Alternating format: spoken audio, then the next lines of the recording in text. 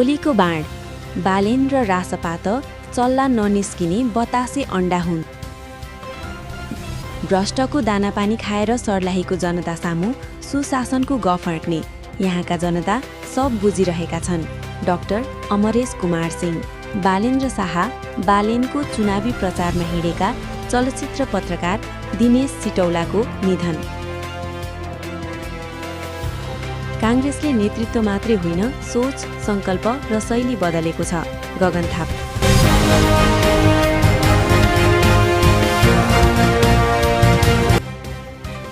नमस्कार दर्शकवृन्द, राजनीति न्युज नेपालमा स्वागत छ।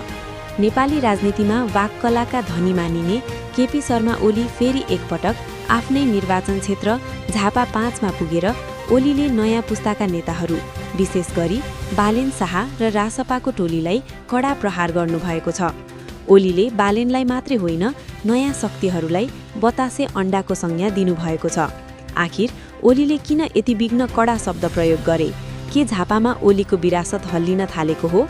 आजको भिडियोमा हामी यसैको नालीबेली प्रस्तुत गर्नेछौँ। अण्डा दुई प्रकारका हुन्छन्, एउटा बतासे र एउटा साँच्चैको। बतासे अण्डा ओथारो बसेर चल्ला निस्किँदैन। ओलीको यो भनाइको अर्थ सिधै नयाँ दलहरूतिर लक्षित छ। उहाँको तर्क छ कि नयाँ आएकाहरू बतासको खेती गरिरहेका छन्।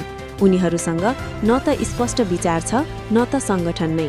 ओलीले बालेन शाहको टोलीलाई ठुटे सिंहको संज्ञा दिँदै उनीहरूको कुनै उद्देश्य नभएको र भोलि कहाँ जाने भन्ने समेत पत्तो नभएको दावी गर्नुभयो। ओलीले भन्नुभयो, यिनीहरूलाई भोलि उठी कहाँ जाने केही थाहा छैन, फर्की आउने हो कि होइन त्यो पनि थाहा छैन। केपी ओलीले सङ्गठनको कुरा गरिरहँदा बालेन शाह भने जनलहर र कामको आधारमा झापा छिर्नु भएको छ। एमालेका लागि झापा 5 प्रतिष्ठाको विषय हो। बालेनले त्यहाँ पुगेर ओलीलाई सिधै चुनौती दिएपछि एमाले पङ्क्तिमा केही हलचल पक्कै पैदा भएको छ। ओलीले नयाँ शक्तिलाई गन्तव्यहीन भनिरहँदा युवा पुस्ताले भने यसलाई पुरानो नेतृत्वको छटपटीको रूपमा व्याख्या गरिरहेका छन्।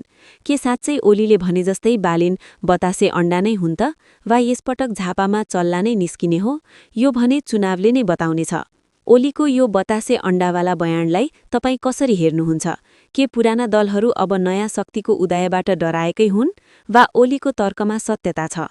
आफ्नो विचार कमेन्ट बक्समा लेख्न नभुल्नुहोला। केपी ओलीले बालेन र रासपालाई बतासे अण्डा भनिरहँदा नेपाली काङ्ग्रेसले गगन थापाले भने पार्टीले अब नेतृत्व मात्रै होइन, सोच र शैली नै बदलेको दावी गरिरहनु भएको छ। अनुहार बदलेको भयो।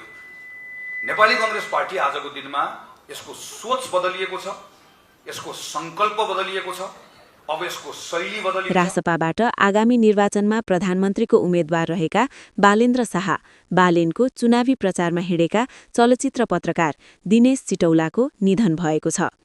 चलचित्र पत्रकार सङ्घका निवर्तमान अध्यक्ष सिटौलाको 45 वर्षकै उमेरमा निधन भएको हो।